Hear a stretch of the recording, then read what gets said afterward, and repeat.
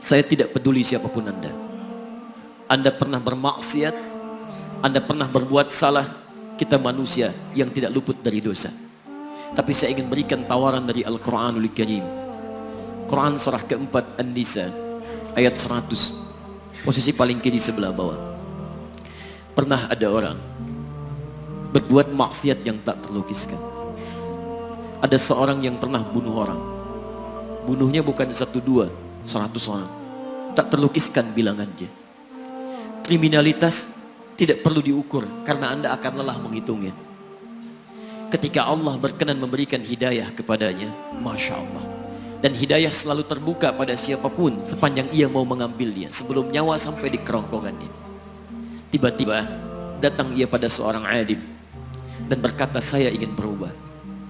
Alim ini kemudian menyampaikan pada orang dimaksud, Anda bukan berarti tidak bisa menjadi orang baik. Hanya Anda tinggal di lingkungan yang tidak mendukung Anda jadi baik.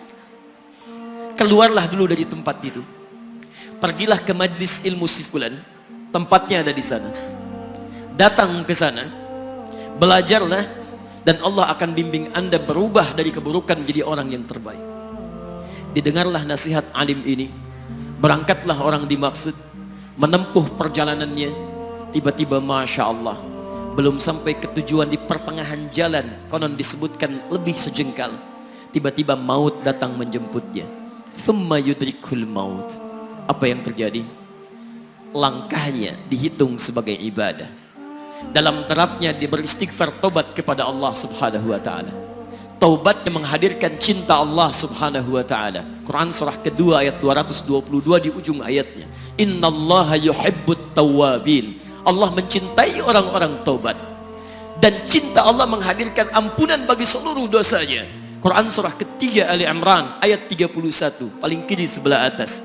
Qul in kuntum tuhibbunallaha fattabi'uni yuhibbukumullah. Allah cintai orang yang mau taat pada Rasulnya. Lihat, ketika Allah mencintai seorang hamba, wa yaghfir lakum dzunubakum, Allah ampuni seluruh dosa-dosanya. Derap langkahnya menghadirkan istighfar, taubatnya menghadirkan cinta Allah menghadirkan seluruh ampunan bagi dosa-dosa yang ia miliki. Maka apa yang terjadi? Di tengah perjalanan maut menjemputnya, thumma yudrikhul maut faqad waqa'a ajruhu 'ala Allah. Dan pahala diberikan kepada orang tadi. Di jalan, maaf, maut datang, taubat diterima, dosa diampuni, dan amalan didapati dengan derap langkahnya. Maka apa yang terjadi? Thumma yudrikhul maut faqad waqa'a ajruhu 'ala Allah. Pahalanya dituliskan oleh Allah, dakhalal jannah, kata Nabi, masuk surga orang ini. Anda bisa bayangkan, pernah bunuh orang 100 orang, mabuk tak terlukiskan, kriminalitas tak perlu dihitung. Ketika dia mau bertobat, datang ke majlis ilmu, Masya Allah, meninggal di tengah jalan, kata Nabi, dakhalal jannah. Bertobat diampuni dosanya, derap langkahnya ada pahalanya, dakhalal jannah. Turun ayat untuk melukiskan tawaran yang sama kepada kita. Wa may yuhajir fi sabilillahi yajid fil ardi muraghaman katsiran was'a.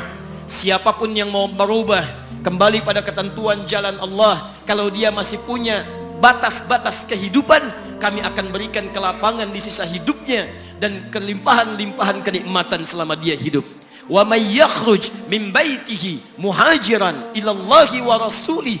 Namun bila ada di antara mereka baru ingin berhijrah, ingin berubah jadi lebih baik dalam pandangan Allah dan Rasulnya, tiba-tiba thumma yudrikul maut, baru keluar dari tempat dia tinggal, belum sampai ke tempat dia belajar, datang maut menjemputnya. Faqad waqa'a ajruhu 'ala Allah. Kami terima semua amalnya, kami ampuni dosa-dosanya, dan kami tuliskan namanya di dalam surga.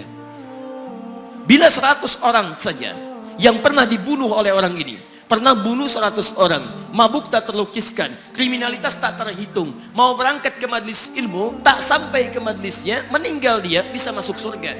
Masa Anda yang tidak pernah bunuh orang? Ada yang pernah bunuh orang di sini? Boleh angkat tangan? Ada polisi di sini, langsung saya sampaikan insyaallah. Anda gak pernah bunuh orang, Anda tidak pernah mabuk, Anda tidak pernah berbuat kriminalitas seperti orang dulu. Salah, wajar, tapi pintu tobat terbuka untuk kita semua. Masya Allah, bedanya dengan orang tadi belum sampai ke majlis ilmu, Anda sudah hadir di dalamnya, langsung di rumah Allah, diberikan tempat yang terbaik, dan kita akan belajar. Kalau dengan semua ini belum mempermudah Anda ke surga, dengan cara apa lagi Allah mesti mengantarkan Anda ke surga? Kalau dengan duduknya Anda di sini belum mau juga bertobat, dengan cara apa lagi Allah harus membimbing Anda bertobat? Kalau dengan seperti ini belum juga Anda taat kepada Rasul, dengan cara apa lagi Allah mesti meyakinkan Anda untuk taat kepada Rasulullah SAW? Karena itu teman-teman sekalian, mari kita pelajari ilmunya, dan dengan ilmu itu akan membimbing kita insya Allah kembali kepada Allah sampai mengajak keluarga kita ke surga insya Allah.